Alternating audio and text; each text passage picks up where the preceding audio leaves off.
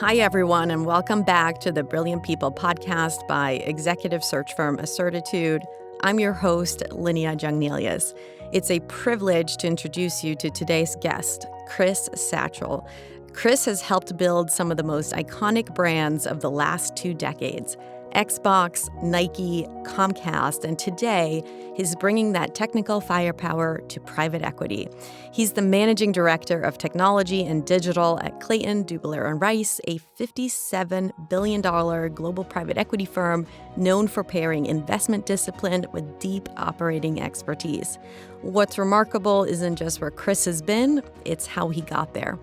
He started coding video games as a teenager in rural England, built agentic systems as part of his post-grad research back in the 90s, long before it was cool. As CTO for the interactive entertainment business at Microsoft, he helped turn Xbox into a global gaming phenomenon, and well, I'll let him tell the rest. Today at CD&R, he works across over 40 companies, helping CEOs and CIOs turn tech into treasure. We get into that journey, what drives him, how he leads, and why he still gets up at 3 a.m. every day. Chris, it's like 12 a.m. for you right now, 6 p.m. for me, so welcome to the show. Thanks, Lydia. It's great to be here. And yes, it feels late. Chris, you grew up in farming country in the UK, yet somehow ended up building video games before most kids even had email accounts. What sparked that early interest in tech, and what did your upbringing look like? It was pretty crazy. My mother and I lived with my grandparents, and we lived at a school. And my grandfather was the head caretaker, and my grandmother was the head cook. And so I would run around the school just terrorizing teachers. So at 3.5, which was a year and a half before I was supposed to, they let me join the school because it was just easier than trying to keep me out the classroom. So I was always wanting to learn. And then even before I had my own computer, the school got one when I was probably about 6.5. And so I just had access to the school after hours. So I would just play with this computer. And then, like all good kids do, I badgered my parents like mercilessly for like a year to buy me one. So I ended up with a computer at home when I was about 8. And I loved playing games on it, but I liked writing them more. So I just started teaching myself how to just do progressively harder things. It would have been much easier if there was a thing called YouTube back then. This was slow going. I mean, and all the way through my teenage years, I just used to code all the time. I would get up really early before school to code. I would rush my homework so I could code. The only thing that saved me, because I was a complete nerd, was my other 2 hobbies were weightlifting and martial arts. And so if you're going to be that level of nerd, those are 2 good hobbies to have. And that's just how I did my teenage years. I would, be at school, and then I would just constantly be trying to write games and write game development systems, pick something new, and I would just get so fixated on it. I'm highly obsessive. By the way, this is why I don't play golf. It will kill me. You spent years doing post-grad research into artificial intelligence, decades before it went mainstream. What pulled you into that space so early, and what did you ultimately decide to then walk away from academia? I will say I felt like a bit of a fraud doing the research because I only did it really because I didn't want to go back to my hometown. In England, you do these courses where you do 2 years at university, a year working professionally, a year at university. I'd gone back to my hometown and worked in safety-critical railway signaling. Now, I know that sounds exciting, but it really isn't. And so the last thing I wanted to do was do that. And I did really, really well on my final year. I ended up getting the highest ever grade for a final year project in the history of my university. So the department's like, we'll sponsor you to do postgrad research.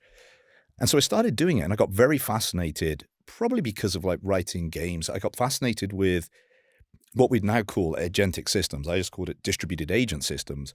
But I love the idea if you could take simple little things that could interact, and if you put these simple little things together, a little agent, you have one that can't really do much. 10, and it's starting to do something.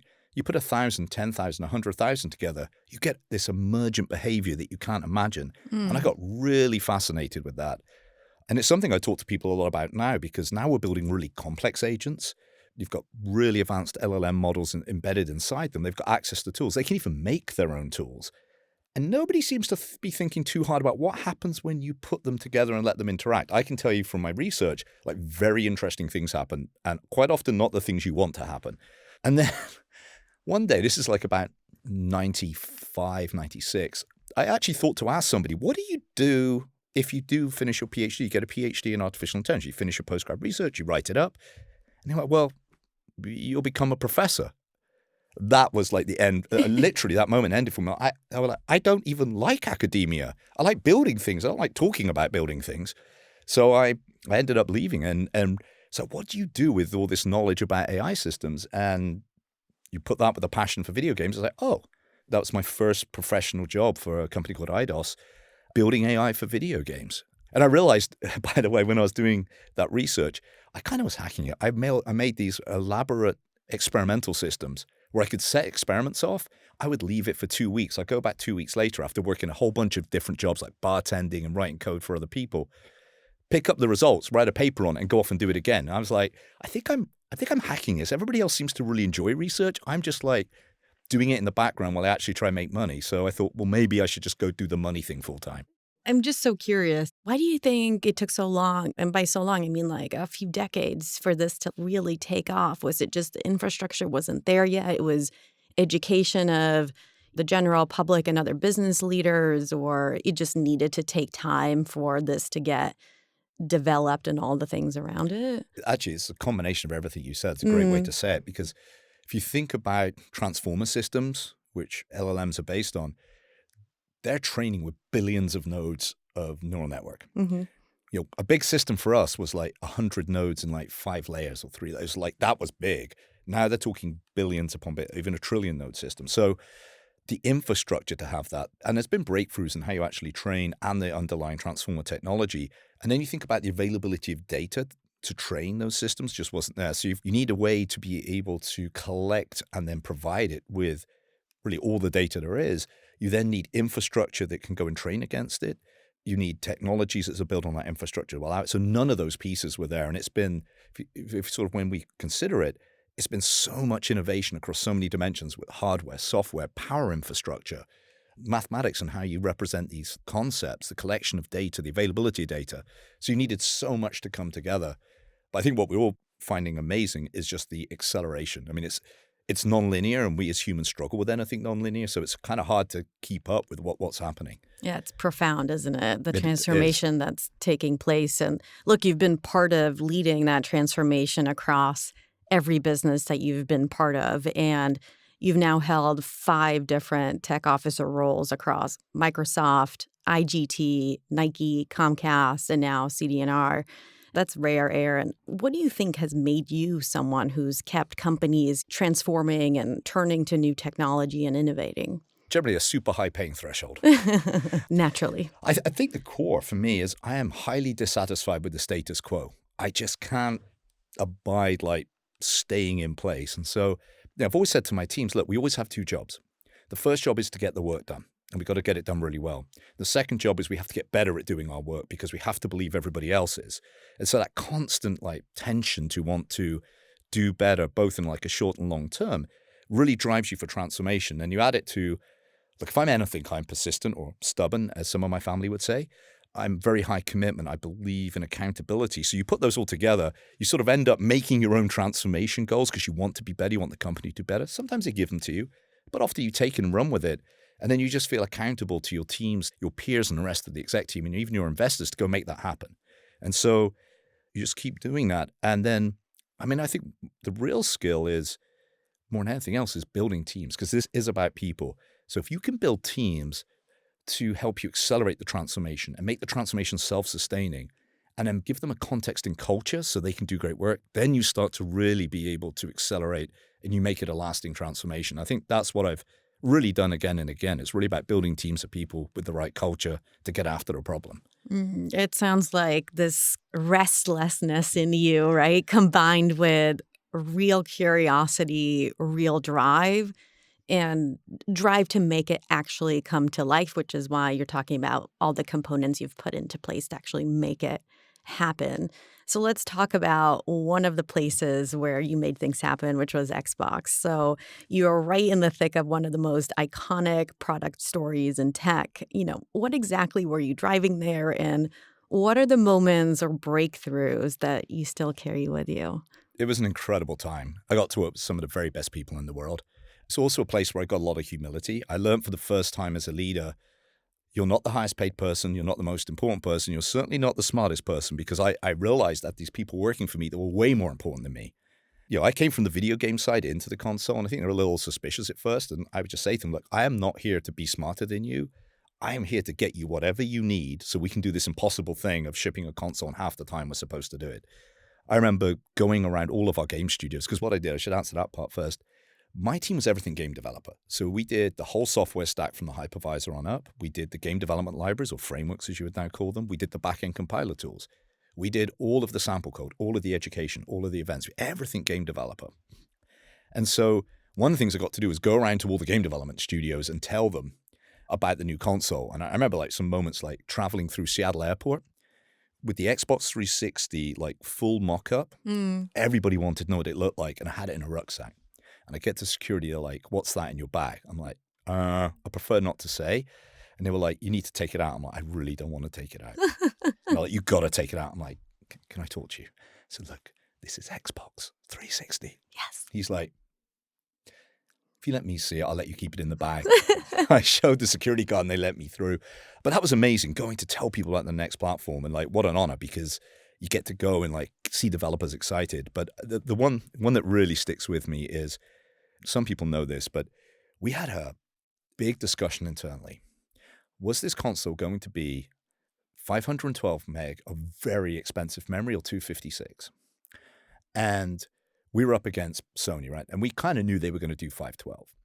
But there were a lot of people in the console, for good reasons, wanted to do 256 because it saves so much money. We could put it into marketing. We could buy exclusive content. I just fundamentally believed it would hamper the system. And the people I knew at the big game development companies kind of agreed with me. So what I did is I leveraged my network that I built up with all of our developers to do mock-ups of what everything would look like with 256 versus 512. And I waged a war of like, it needs to be 512. It wasn't just me. There's more people that agreed with that stance. And I was getting on a flight to London, and Jay Allard, who hired me into Xbox, who ran Xbox, the most verbose email you've ever seen. Like, he doesn't use punctuation, he doesn't use capital letters, and he writes like thousands of words an hour. For once, he writes me just this email, and as I'm getting on the plane, I'm in the lounge and I see, and it says 256 or 512 question mark. I'm like, oh, no, it's time to. So the whole flight to Heathrow, we'll say there was some wine involved, and I'm just stressing the entire. What do I tell him? What do I tell him? And when I got there was, you didn't have easy internet, so I went to the lounge and wrote 512 and sent it back, and we did 512. Now I don't think it was just because some English idiot wrote 512, it was me, but it was really cool to be a part of that and to be on that journey. And we had other things. I mean, it was just, if you have a time when you're working with a team and every fiber of everybody is just, we're going to focus on this impossible looking goal. That was what it was like. And you're working every day, right? You're working long hours. You're always against something. You're just the amount of times we almost didn't ship is quite scary. And then last thing I'll say, that was maybe even harder than shipping the console, was I had this bright idea that we should take Games for Windows, which was in Jim Elchin's group over in Windows, and combine it with Xbox, which was in Robbie Back. So you got these two divisional presidents. And my reason was, we were in the market fighting each other. I would go to like Electronic Arts, and they'd say, oh, Windows just told me not to talk to you like that. You're like a fly-by now. I'm like, what? And I was like, well, look, we're fighting Sony and Nintendo. We can't be fighting each other. So I convinced the two presidents to let me run the integration of Games for Windows into Xbox. And you're talking about two groups that didn't just wasn't like they just don't get on. They actively sabotage and don't like each other. So at least Windows didn't like us and we didn't really care about them. But we did it, and it took a year and a half to bring all the teams together and to get the right leadership. It wasn't just all Xbox. They have brilliant people as well. That was probably harder than shipping a console because it was just people. And I think it was very worth doing, but there were many times during that process I wished I was like smarter, more experienced, and I just never mentioned this to anybody to start with. But we got there in the end. One thing I'm seeing through these stories is just how to solve for a problem, this very definitive decision that you had to make, and diving in there and very, very thoughtfully reviewing two options and the for and against on both sides. So I think that's something, no matter what type of decision you're trying to make, a product decision or in tech and go-to-market and finance, just break it down, understand all of your choices, and then from there, I think, make the bold move. Yeah. Take the risk. And that's a little bit what I think carried through, too, in your story. Jay Allard taught me so much about what was possible, and it was always way more than you thought was possible. He would just have this thing where he'd say, "Can we?" He'd call me up and tell me to do something, or could I do something? And they would say, "I know what you're like, Chris. I know you're going to go and start solving. Don't. Just tell me if it'd be cool or not."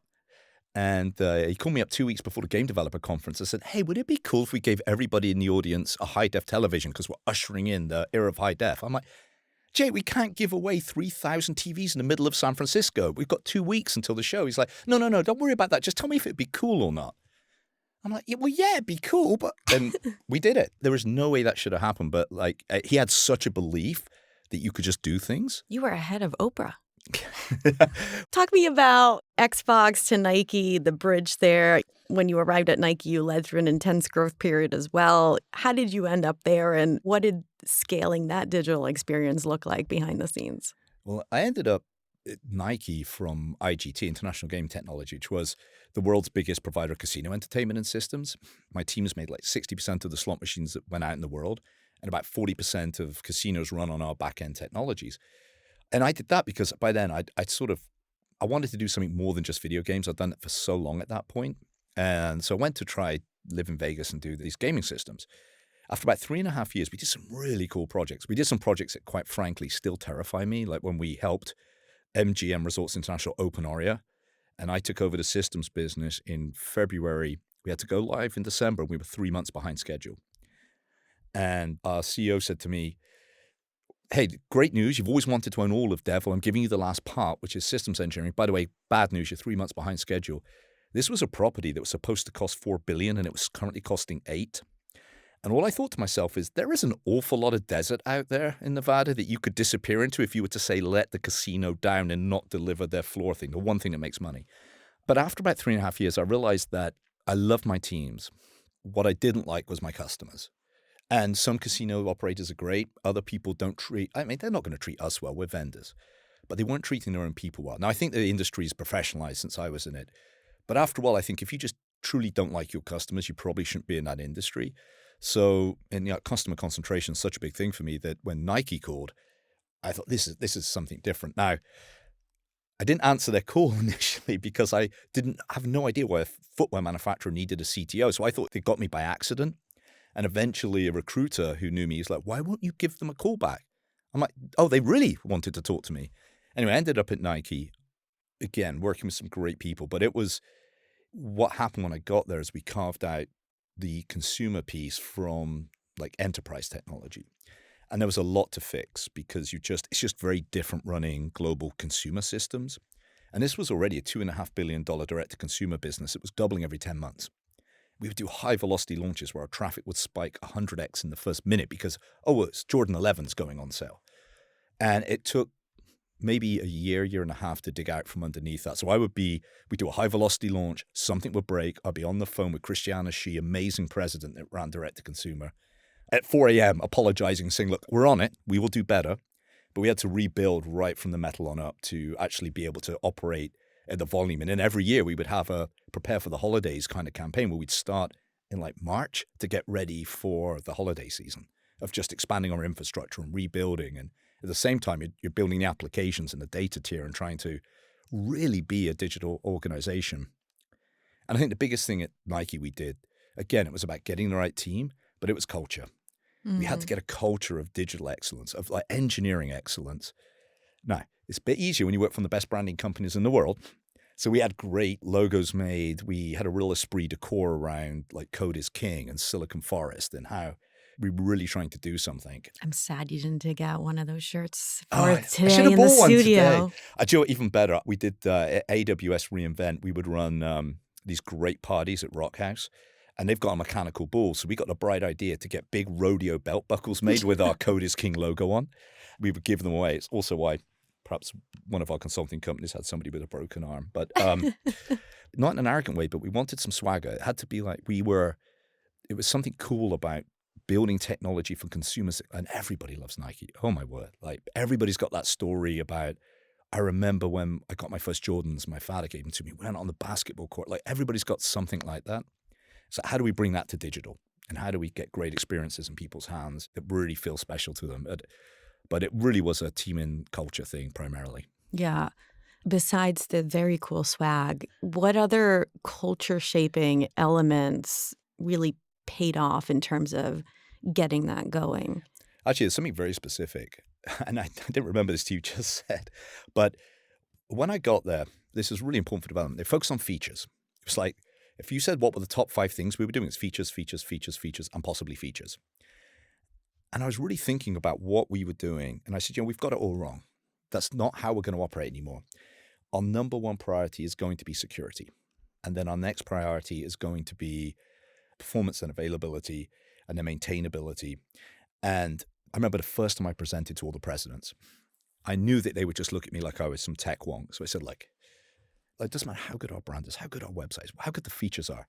If it takes forever for the page to load, they're going to go somewhere else. And if when the page loads, so you strike off performance, so it loads fast, but it doesn't do what you want, so it's not correct, right? So they're not going to use it.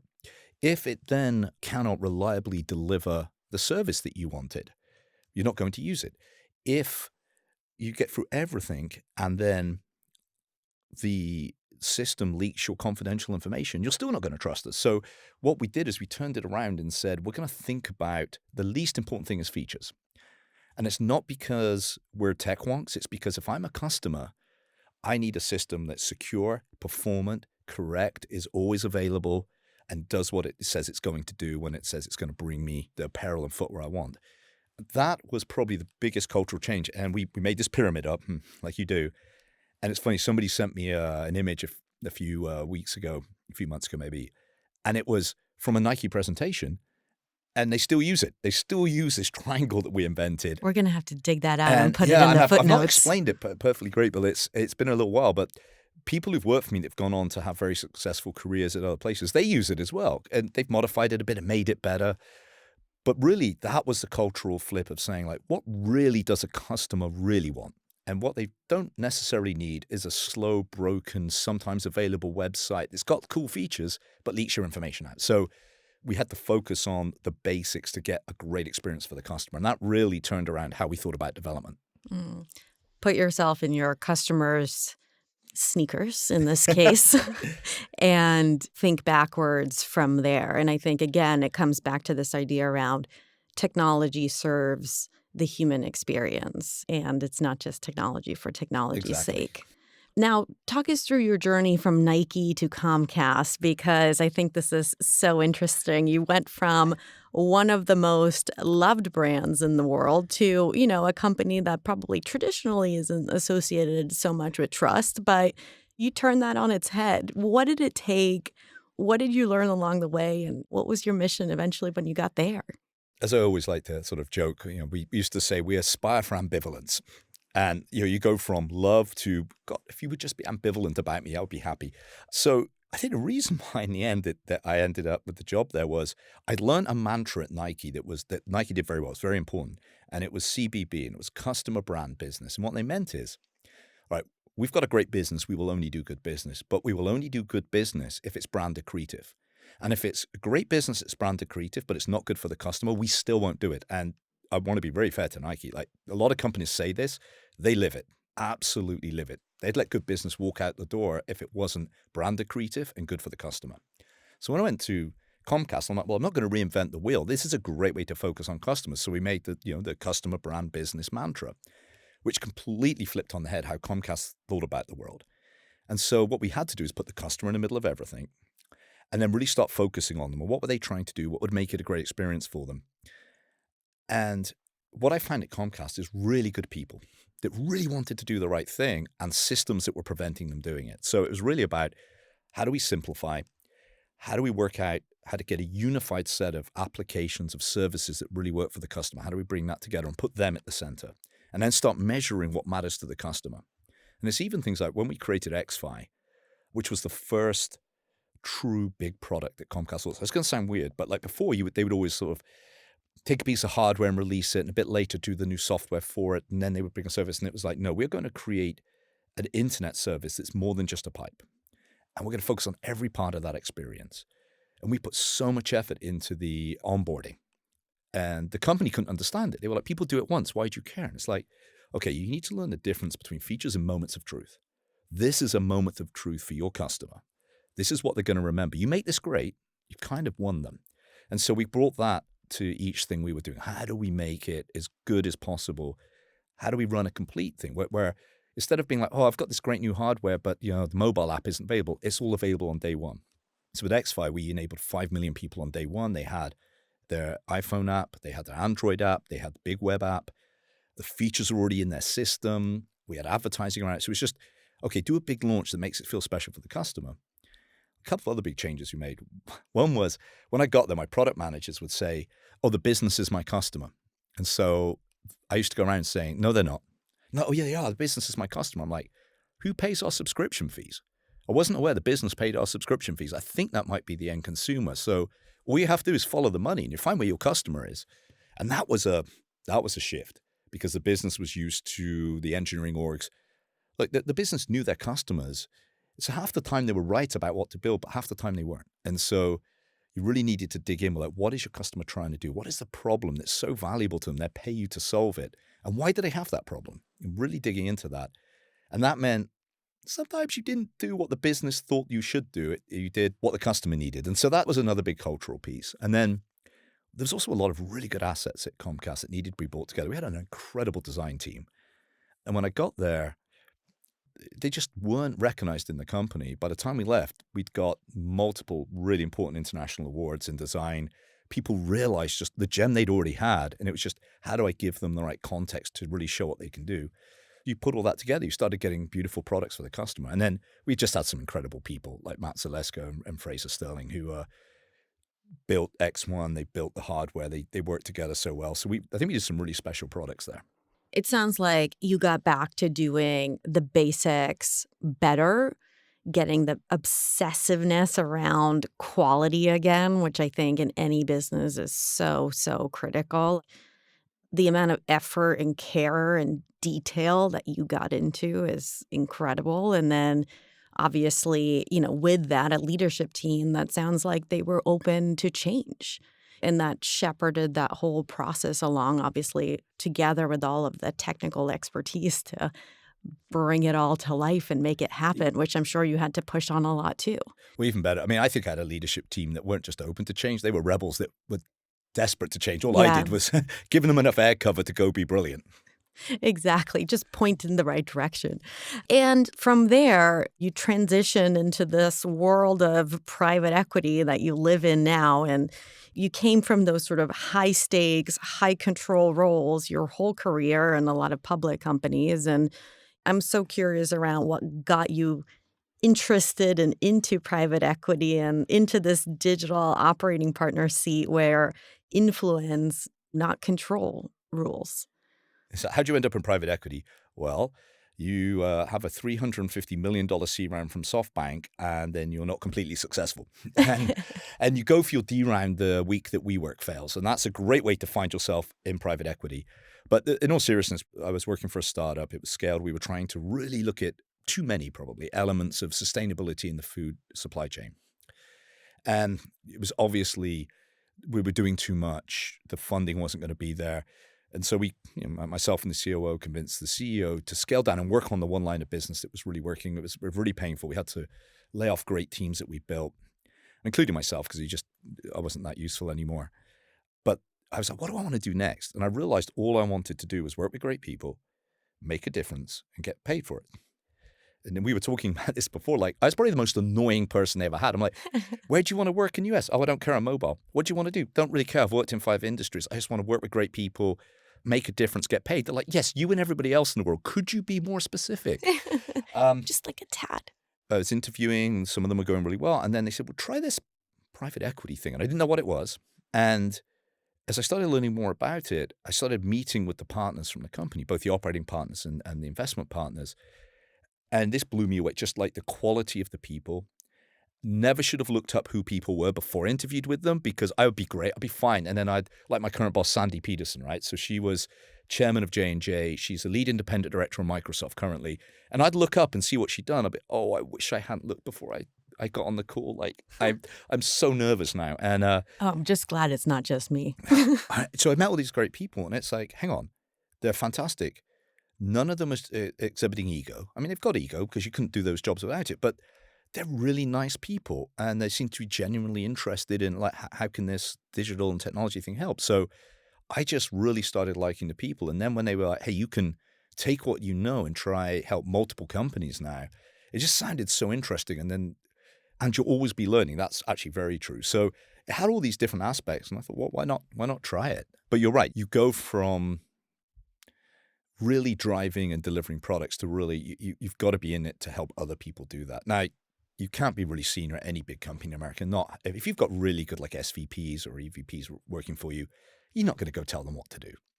You're there to provide an environment where they can do great work.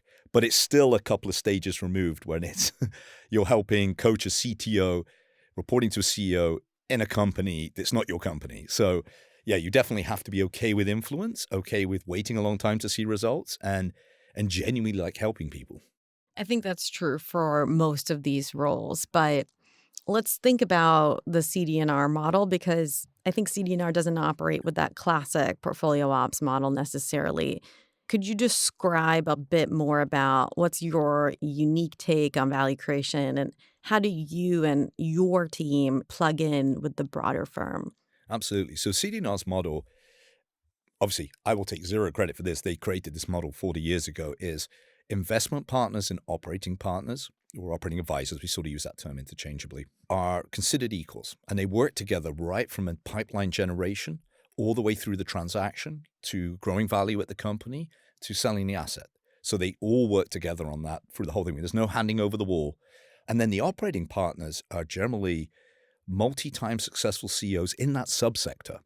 So they know the industry inside and out. They come with contacts. They come with like 40 years plus of like really great experience.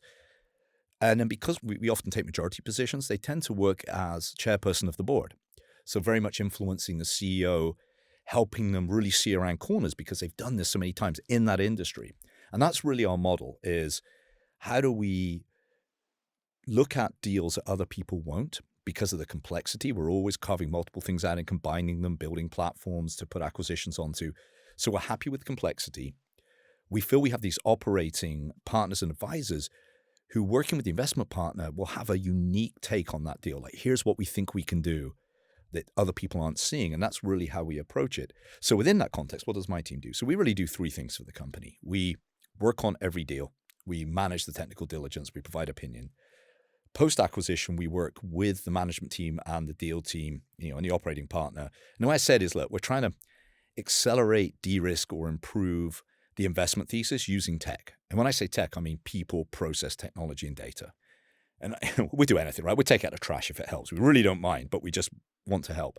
And then we do cross-portfolio programs, which are things like our cybersecurity program, which is something I run, which is more about value preservation, but talent, our approach to generative AI across the portfolio. So there's some things we do across the portfolio, but that's what my team does. And we're arranged in verticals. So Andrea on my team does technology and consumer, John does industrials, myself and Alan split healthcare and financial services. And then Mitu does Europe. So you get to be very aligned with your vertical, which is really important. And you get to know the management teams and really understand the execs there. And we're often, we are working with that management team for years. And so we're a little bit different because a lot of operational teams do very episodic work. We will do that. But I think some of our biggest value is when we have very long-term relationships. Maybe we've placed the new CTO or CPO or CIO, and we work with them to really help execute that thesis over a period of years. I mean, you described a lot about this very highly experienced, intimidatingly experienced team of former CEOs that you plug in across your portfolio, and then with your tech team that then works hand in hand together with those folks versus a smattering of other functional experts. So not as much that type of model. Let's talk even more about the team you've built. You described the verticals that you cover, but what kind of profiles have you hired? What was important to you when you looked for those people to join you? And is there any other ways besides a vertical approach in terms of how you organize yourselves or how you partner with management that you've learned and evolved over time since you've joined now? What has it been, like 5 or 6 years now? Definitely. So although we align with verticals, the team has deliberately overlapping, but not completely overlapped horizontal skills. So, for example, Andrea's a bit like myself. We're both deeply like product and engineering people. Andrea's got more of a security infrastructure background. I've got more consumer technology background. Alan's data and analytics. John is great at ERP systems and enterprise transformation. Mitu's great at e-commerce and consumer systems. So we can all help each other, and we do. We work across, like we will plug in on somebody else's vertical to help with our specialist area. But generally, all of us have got, this is the profile I've seen be really successful. We've done multiple industries, multiple companies at a high level. We've often had to drive transformation. We've done this for a significant amount of time, so we have a lot of scars. Like we're all like 25, 30 years of experience. And you have to, right? Because you can't come in and be useful for a CIO and CEO if you don't have a ton of experience and some good specialist skills. So there's all those things. And there's the intangibles. You've got to fit culturally at CD&R. Like, I think that's big in all PE companies, but CD&R, primarily, everybody interviews for culture. Will you be a fit? Sure, you've got to be smart, you've got to be good at your craft, but it's really, can you culturally fit? And then also, there's other things I've noticed, like you have to be really good. I'd like to say it's like juggling cats. I mean, I'm deliberately mixing metaphors there because that's sort of what it's like when you've got lots of portfolio companies and you're trying to make sure everything happens. So you've got to be great at context switching. You can't just focus on one thing and be that to all exclusion. You've got to be able to really subjugate your ego. That's really important. You just can't. I've seen great leaders who can't do this. To be on this team, you have to do it. Just because you aren't the person. Like the CTO and CEO over there, they're the people. You know, and when you're coming through the deal, like you're feeding in, but you're not the person leading the deal. There's a partner doing that. So you've got to be able to be like, hey, I can play my role on a team and I can play a position, even if it's not as senior as a position I used to play. This is what I need to do right now. And you have to be okay with that. And then I think the other one I mentioned earlier is you've got to genuinely like helping people. Like if you just like telling people what to do, this role will kill you. You've got to be able to, you've got to really get energy. It will. It will absolutely. It's hard. And it takes a long time to build up the trust because it is a relationship business, both internally and with your portcos. So it really takes time, much more say than I found in a public company. But if you really like helping people and you can see you're having an impact, that sort of sustains you. I like this idea around not just helping people, but also, coming in with real credibility and how that helps you to build those really nuanced relationships with management. It basically buys you time. Yeah. Like you come in with credibility. You have to fill it in with real work very quickly, but you do buy some time to be able to say, hey, here's the reason why perhaps let me help you. I find that portfolio companies are very good at smelling whether you've done it before or not. Yeah. Like if you haven't, that you can't fake it. They will get you immediately. So you get this credibility of, okay, you feel like one of us. Now let me give you a chance to help me. Yeah. And how would you describe the culture of CD&R, and what do you think management likes specifically about partnering with you guys? Well, we're very pro-management, like any private equity company, right? Like what I mean by that is we very much want to be 100% aligned with management. And we do a lot of club deals now. So like with our partners, and we're only specific companies we'll work with. And so we want no daylight. Like we all agree what success is. So if we all are successful, you'll make money, we'll make money, and really importantly, our LPs will make money. And then if we can all agree on what we're trying to get done, then our job is simple. Our job is just to help you do it. It's not that we don't have opinions, but we're not prescriptive. We're very bespoke per deal with what that team needs to execute their thesis. And when it's often a pool, we want management to feel like, hey, can you come and help me? Not, the private equity folks are here again. What they're going to ask me for this time? So, hey, look, people have models like that work extremely well. That's just not us. We're very much about, let's be supportive of the management team. And look, if we can't get on the same page, then we'll have to change the management team. But we don't like doing that because we really like believing in investing in people. Do you have advice for, say you are a CEO or a CIO as part of one of your portfolio management teams or in a newer company that's been acquired by private equity? How do you get as much as possible out of a resource like you at the fund? Oh, that's a great question. The best thing to do is bring us into what you're trying to do right from the beginning.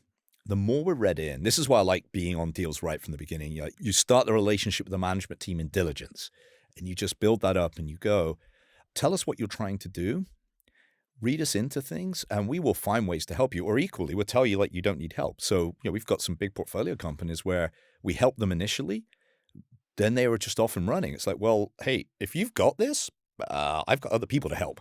So it's recognizing when you don't need the help, but it's also the more that the CEO can pull you in. And I think sometimes they're surprised. Like I've worked with some CEOs recently and presidents where they were quite surprised just how much help we could be. And there's one thing recently where I was talking to the CEO almost every single day for probably 4-6 weeks as we worked through something. And I've gradually been stepping away because they've got it. We solved the problem. I'm very big on, it sounds arrogant, but teaching people to fish. But I don't really mean teaching. I mean, hey, let's set up the context for you to be successful.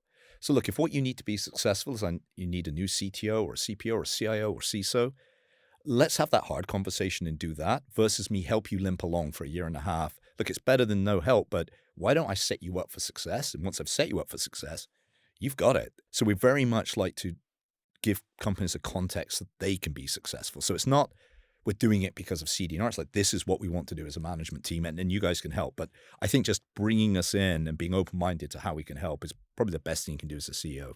I think the key there is if you are in management, these people in these roles are really there to have your back. And the trust and the transparency up front is such a critical foundation because from there, that's when you get people to read you in and feel vulnerable enough to say, I don't know what to do about this thing, or I think this needs to be done, but I don't quite know how to get there, or like, here's an idea. What do you think? And the other part of that, I think, is the other big thing you can do, and this is, people confuse this, is like, the way we like to say it is no more tech projects, just business projects powered by tech. So that means as a CEO, the other thing you need to do, and this goes for CEOs, CFOs, COOs, and like sort of business divisional presidents. When there's something you want to get done in the business and tech's a big part of it, that is not tech's project. That's your project. Like you have to be the driving force, and tech will be there to help, and we'll be there to help them. But it's so important to get that, when you say, oh, you need executive sponsorship, you need executives who are on the line for it. And it has to be the person who owns the business, not the person who's supplying technology to the business. And so that's, read us in. And then if you want technical change, you got to be willing to put the most senior business resources onto that project and have them on the line for it. And what about advice for newer operating partners, especially anybody entering this tech role similar to the one you're in, and they're still carving out their role in their organization? I love the phrase, and I know it's trite, but people say, like, if you've seen one PE company, you've seen one PE company, right? That's really true. So I think most important thing, do not assume you know how your PE company works. And you might have been 30 years as a successful C-level executive doing technology. Do not assume that what you did is what's going to help your private equity company. So what you really have to do is really understand the style of how they want to execute, the style of how they want to engage your management teams. How do they think about making money for the LPs, for themselves, for the management teams? Then you can start learning that. And I'd say, well, the first thing you have to do is be really humble and just learn. Even if you go from one PE company to another. So John on my team, we hired him from another PE company, been super successful there. It created the practice a bit like I have here. And one of the biggest things we worried about is, can John learn our new system? Of course he can. He's doing great. But it's like, that's a real concern, because the thing that will kill you, I think, as you come into this role in private equity is assumptions. Like, you have to think about it probably the way you did if you came into a high level in a public company turnaround, where you'll be like, I've got some hypothesis, but I really have to test it. I really have to learn what's needed and do that thing. And so one of my biggest things is in my life in this, you have to do what's required. You have to do what's needed, not what you want to do, not what you like to do, but what's actually needed in the situation. And I think operating partners could get into trouble when they're falling back on what they like to do, what they're familiar with. You have to think about, like, what exactly does my team need? What can I plug in to make successful? And then the other thing is, certainly at my company, and I suspect this more like this, take some time. Take some time to learn. That's my biggest advice when people come on my team is, it's going to be slower than you think. You're going to get frustrated because I know you like driving change, but please just take the time to truly understand what people are doing, because the worst thing you can do is jump in with assumptions, because it probably isn't what you think. Great advice. And well, it's advice. I don't know if it's great, but it's certainly advice. No, I think that's spot on, and especially the piece around challenging your own assumptions and challenging yourselves to look at something a new way or a different way, and like, If not this, then what? Again, coming back to this idea of what does the business need? Yeah, What's the exactly. number 1, 2, 3 priority? Start there. Whether it's security or it's a business problem or a growth opportunity, and making sure you really document that and then put your entire energy and effort behind that. What about you personally? What keeps you energized to continue doing this type of work? I love learning. This is the ultimate learning job because I used to joke when I wasn't as plugged into the pipelines when I first started, it was during COVID. So I was sitting in Vegas. I was a Zoom square to everybody. And I remember I'd get like on a Friday, I'd get an email and it would have a SIM attached and somebody would say like, hey, so we've got diligence starting on Monday and well, we'd like you to join the technical diligence. And I'd be like, I have no clue what I don't even know what this industry is. And so you'd be learning, and I love that challenge. And so you're always learning like new tech stacks, new way to go to market, new businesses, new ways that these companies work. And I think any good technologist now is as fascinated by business as they are technology. And this is this great combination of private equity. So I think learning and helping people. Like what fires me up, if I get an email from a CEO, from a CTO, and it says, hey, God, thank you. That was so helpful. You really helped us do this. Or months later, I hear like, we're in an operating review and they say, oh, Chris or somebody on my team was a big help. They really helped us through this. That keeps me going for months. Like I just love the idea that we could come and help somebody. You can say it's blatant self-interest, right? We want them to be successful so our investors can be. But there's something great about helping people be better or helping people get to that next level or just helping them be successful. You talked a lot about people there and people problems, and that technology specifically is always a people problem. And I remember us talking as we were preparing for this too. What do you mean by that? So I've only ever seen 2 projects fail because of technology, both when I was at Xbox. One of the things I didn't mention earlier, but one of the things I did was ran that kind of like next gen program and the Skunkworks type programs. So we were always trying to do and some of these were pretty big programs. And we had 2 of them. And in both cases, team was great, culture was great, design was awesome. The technology wasn't there. Like in one case, you just couldn't get a processor for your PC fast enough to do this. No matter what we tried, no matter how much we optimized it, we're like, we just can't do it. There was one other one. Other than those 2 things, every time something goes off the rails, it will be people. It won't be technology. Another way to say it is like, look, a good team will overcome anything and nothing will compensate for a bad team. Like you have a really great team. It doesn't matter how hard things get. They will find a way through. So for me, when I think about technology, it's always in developing it, it's people doing it. Like designing it's people, understanding the customer's people. You've got to work together as a team. And that's more important than any genius you might have on your staff. And then when you're actually using technology to change how your company works, like the technology is always the easiest bit. It's the human change management. This is what people don't get about AI. They start doing AI projects and they're like, well, I don't understand where the value is. So, well, if you think of everything you've got to do from understanding your processes to re-engineering them, to understanding your data, to prepping your data, to training a model, like this is a little bit in the middle that's AI, and everything else is hard stuff to do with people and sometimes data and structure and process. So I feel that in all of this, the trump is people. That's why when I think of leadership, I always think of like people, context, strategy, accountability in that order, because like if you can get the first one right, you could do not so well on the others. You'll still be good. Yeah, exactly. Get people to believe it can be done and push them there, and then get people to work really well together and the dynamic going, and the technology problems get solved. I'm happy you brought up artificial intelligence. Obviously, I want to dive into that. Where are you seeing actual traction versus surface level adoption? I'm seeing a couple of places. The one that surprised me with our portfolio, and we really focused on this right from kind of February of 2023, was really looking at how do we change our deal processes to think about the effect the AI could have, either in terms of bringing value or creating risk. And then we focused on the portfolio. And in the portfolio, I was convinced that it would be internal optimization. Like, we'd be improving margins, we'd be dropping more to EBITDA, and it would all be about that. What's actually happened is we're getting there now. What happened first is people put it in their products.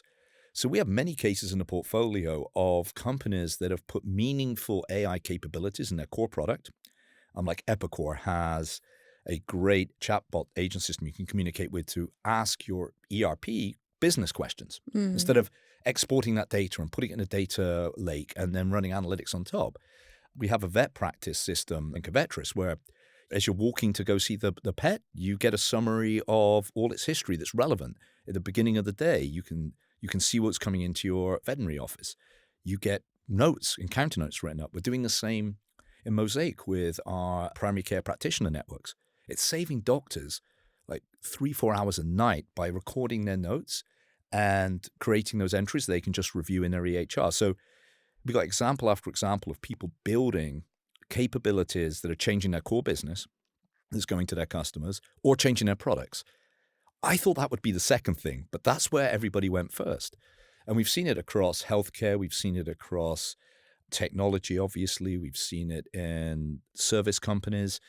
We've seen it in healthcare. So it's like, and I've got many more examples of these things running in production, being paid for by customers or being utilized by customers in their core product, being a differentiator, even creating new products with AI that they're selling. What's happening now is finally we're getting to the how do we improve our own operations inside the company? And I think the reason why that's a struggle is there was this thing that happened about a year ago with AI. And it was a good idea. People would say, I don't know if you've seen this, it was like, here's all the job, you can do a LinkedIn scrape and you get all the numbers of people and you look at the job codes and you can say, what are the jobs to be done and what's in them? And you say, well, AI can affect this by 20%. So we can have this big saving on SG&A. What really happens is, even if you do all that, you've got two problems. One, you save lots of people a little bit of time, not enough to actually like bend your hiring curve or anything. And the second one is you have to do so many projects that you just can't do it. And that's where I think a lot of frustration with AI internally has come from. I don't get where the value is. But what we did is we've got a set of 9 questions that are divided into 3 areas that talk about, do you have the right context to make value?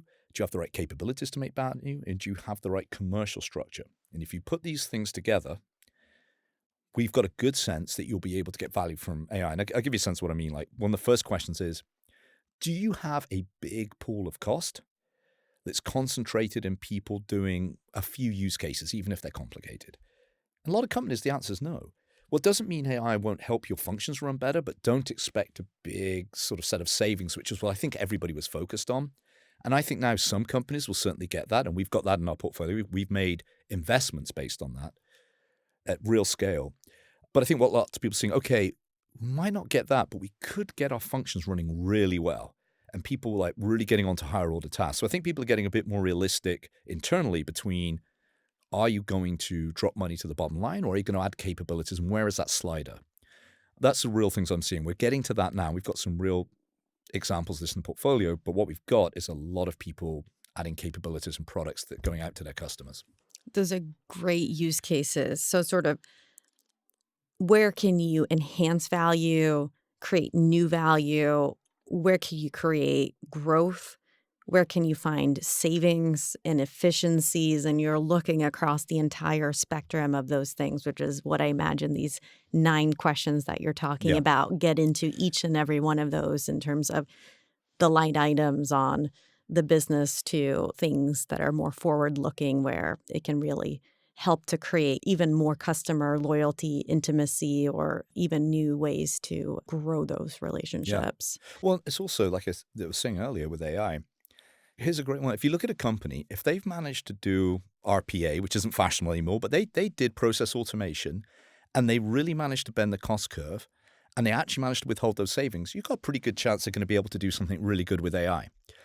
Equally, if you've never done any of that, there's no reason to believe this one technology will suddenly make all that happen for you. So the one that gets me is I love the medical example because you read what these physicians said, and it's just incredible. You think go to the doctor's office, right? It's one of the best uses of AI. Have you noticed in a 25-minute consult, there's like 4 minutes of talking, 21 minutes of typing? Mm-hmm. How many doctors do you think went to med school to type the whole time? Like they want to be with patients, and the technologies we're using allow you to do that. You can just talk and you're going to get more accurate results.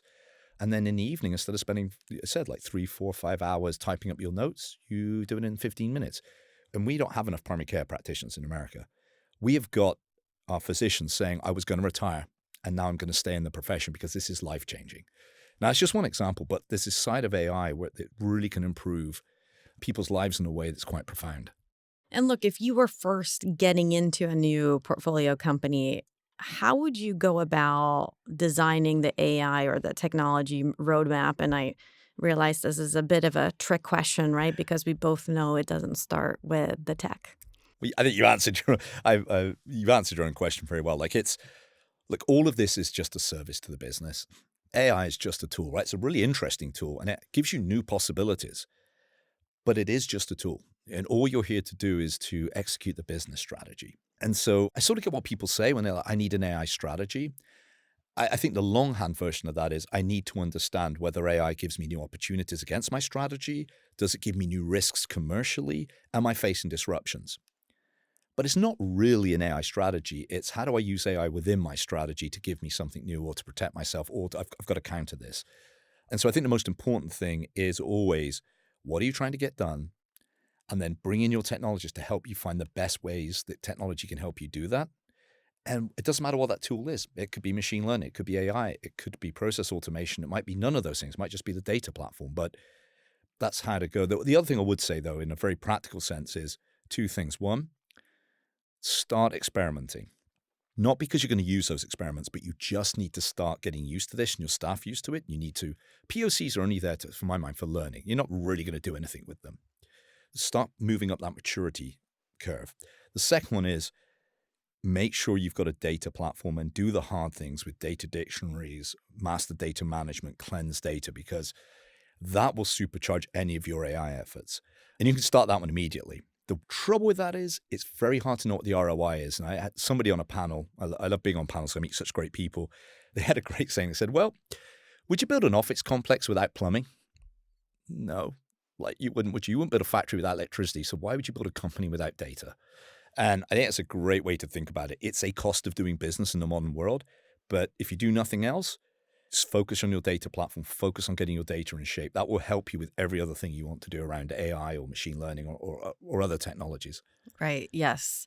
Plumbing or the foundation, right? This is put it in place now because, again, to your point, the velocity of change going on right now is so rapid. And even if you're not at that level of maturity yet, or you have the use case identified yet, it will run on your data. And so be ready for that so that by the time the inflection point happens for your business or the use case clicks, you can take full advantage of that. Absolutely. Well said. Chris, you're someone who wakes up at 3 a.m., works out, and shows up at the office with the sunrise. Where does that discipline come from? And can I get an AI bot for that? No, you need an obsessive personality to do that. Check. Look, I am actually pretty obsessive in nature. I mean, I grew up watching my grandfather, my grandmother, my mother, like always do, as I said, do what was needed, do what had to be done, very regimented people.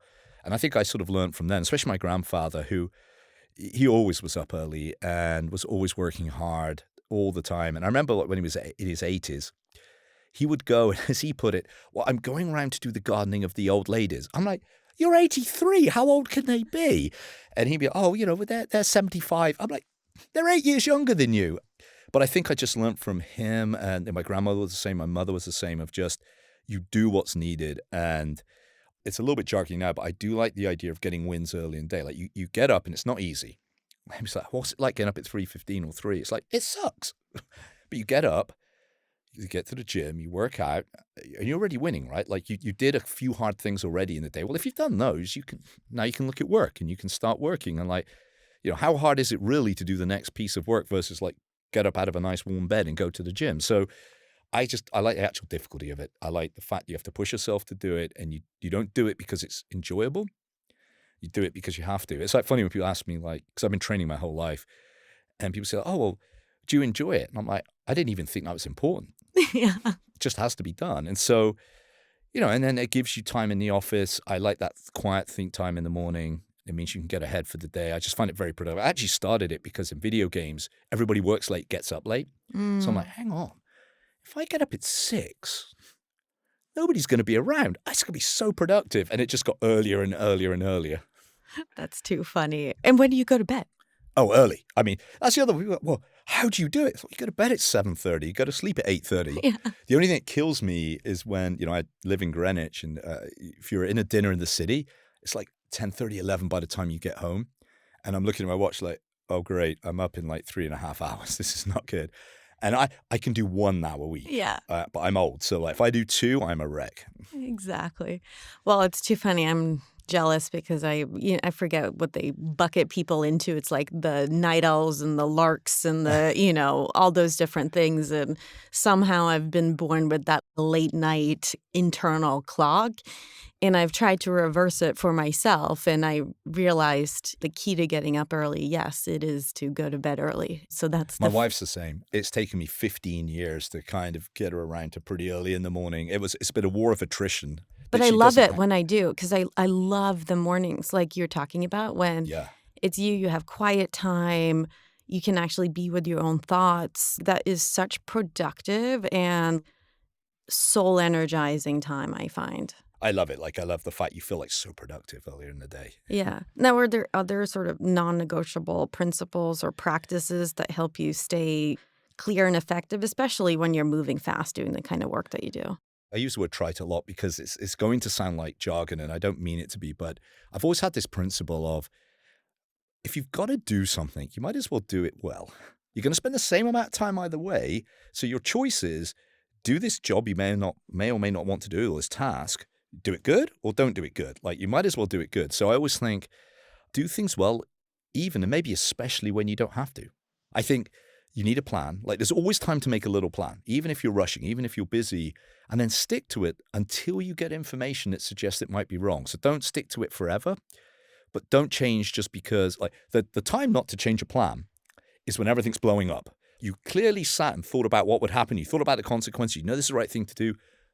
Do not change it later. It's like the amount of time I've seen exec teams say like, we're going to do this. I'm going to announce it. You're like, are you sure? You're going to get blowback. Like, oh, no. We know exactly what we're doing. They announce it. They start getting blowback. They're like, we need to change. I'm like, what do you mean? We sat here as a team. We said we wouldn't change even if people complained. And so unless you've got real evidence your plan isn't going to work, don't change it just because things are difficult. I think focusing on the outcome, not the process. I see a lot of people can get really wrapped up and they actually start kind of acting like the business is to run the process. The business is to get outcomes. So always focus on the outcomes. It's sort of what I was saying earlier. Always work as if somebody's watching, even when they're not. Just to make sure if you're rushing, like don't start cutting corners. Don't do anything. And this is really important. Don't compromise your character because things are hard. Mm-hmm. Like you've still got to be the person that you want to be. Those are the main things I try to stick to. And so I'm working. And then because I'm English and I really mostly can't help myself, I try to be polite. I don't always manage it, but I don't feel good about myself if I'm ever not polite to people. So even when things are going wrong, I try to be polite. In fact, sometimes you'll find me being most polite when I'm really like not happy at the world as a sort of self-regulating mechanism. I do slip up, but I think that's just I've always said this. It's just never a reason to I do not like leaders that shout. I just don't understand why that's good, needed, necessary, doesn't help. There's never a good reason to shout at people. So just take a breath and realize that everybody's probably trying their hardest. Yeah, let's all embrace that one. The other secret that you are hinting at but didn't say out loud as you were talking about focusing on the destination, make a roadmap but remain flexible is, I think the secret there too is just it takes time. If you're going to do things really well, that like it just requires intensity. It requires like giving a lot of time to things, and spending that time, I think, is the hidden secret. People are like, well, I want to do a really great job. But yeah, that means you have to dedicate yourself.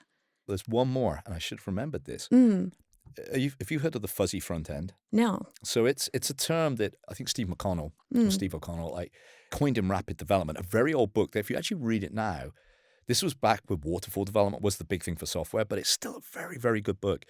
One of the things people don't realize is time dilation. So what happens is at the beginning of a project, you'll waste weeks arguing over the most ridiculous, petty stuff that doesn't matter.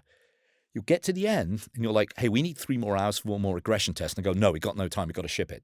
You're like, what? We took 3 weeks to decide this button should be purple. You haven't got 3 hours now to test if this is going to work.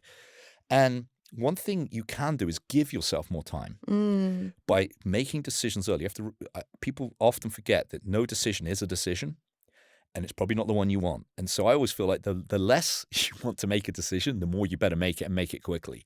Because the more you can do that at the early stages of something you're trying to do, the more time you have at the back end to actually execute. And I think the really successful operating partners, investment partners that I see, that's what we do, is like push to make decisions fast at the beginning and to move faster than you think you need to, because it gives you time at the back end. Yeah, great addition too.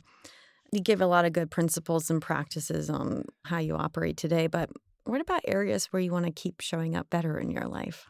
It's always going to be around people. Like if I'm disappointed in myself, it's generally because I'm not showing up well enough for people, whether it's my wife, whether it's my team, whether it's my family, whether it's my colleagues. It's because I've become, I don't know, too self-interested, or I'm focused on something, and I'm really not spending enough time thinking about other people and how I show up for them. And I think that's, I'll probably go to my grave trying hard to be better at that.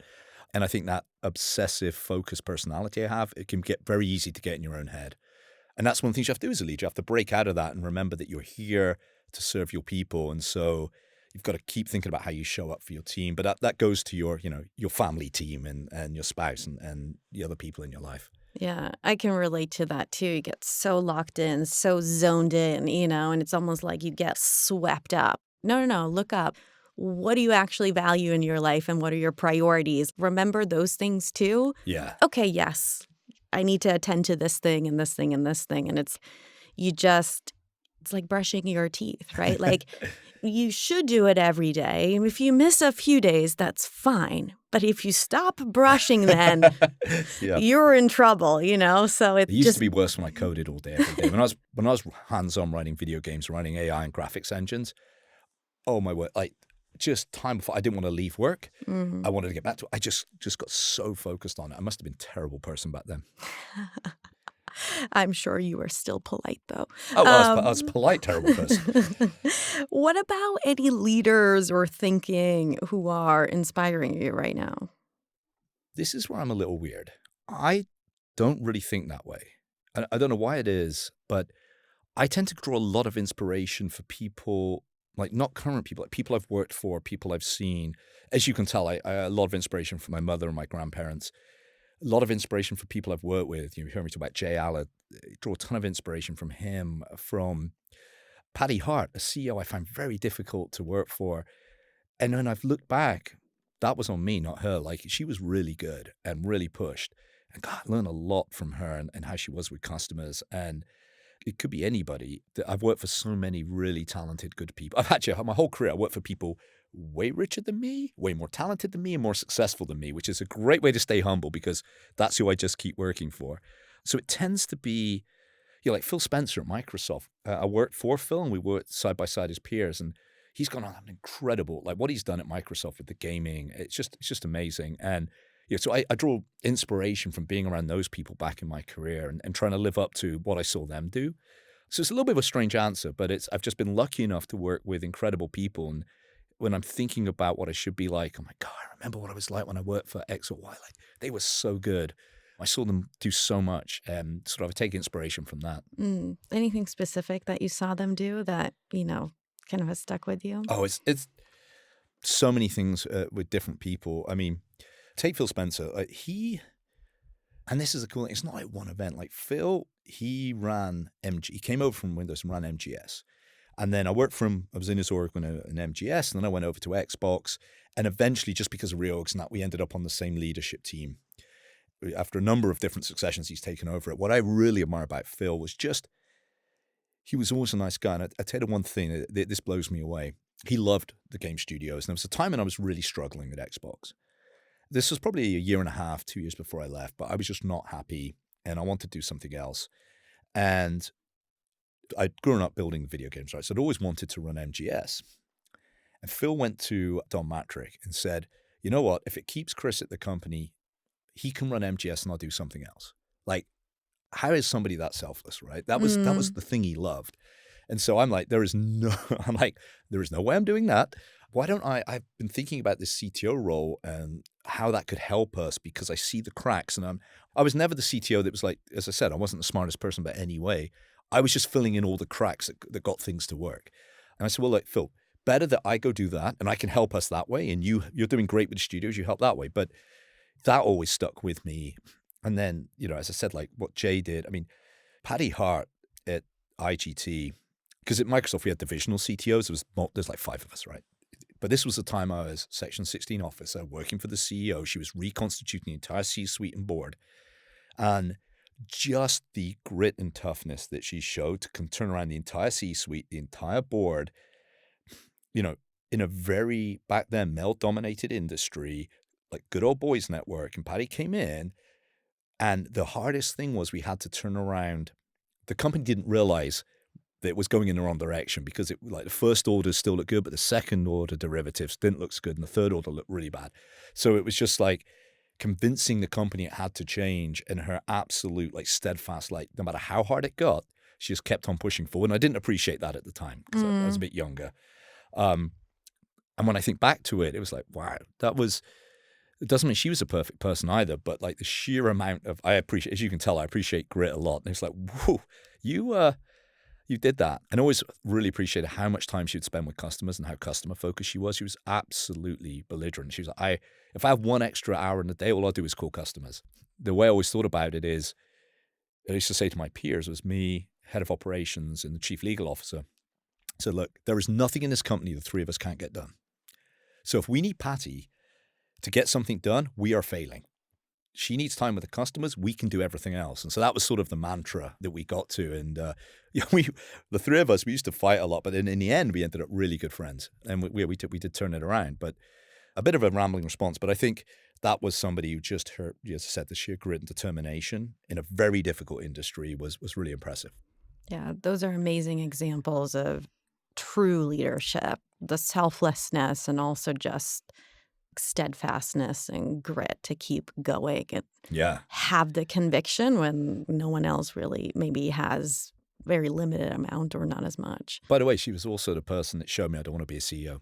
Not deliberately, but when I saw what her life was, you never know what your boss's life is like, right? You always think yours is hard. And then you see theirs.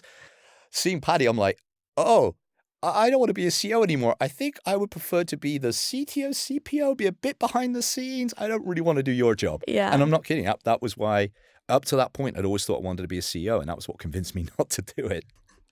Good. You need examples of both. Do this, don't do that. What about, instead of people, what about any books, podcasts, content, events, or conversation that have pushed or shaped your thinking? This is more of just a tactical one that I think is really good. I really like Michael Berman's YouTube channel on AI.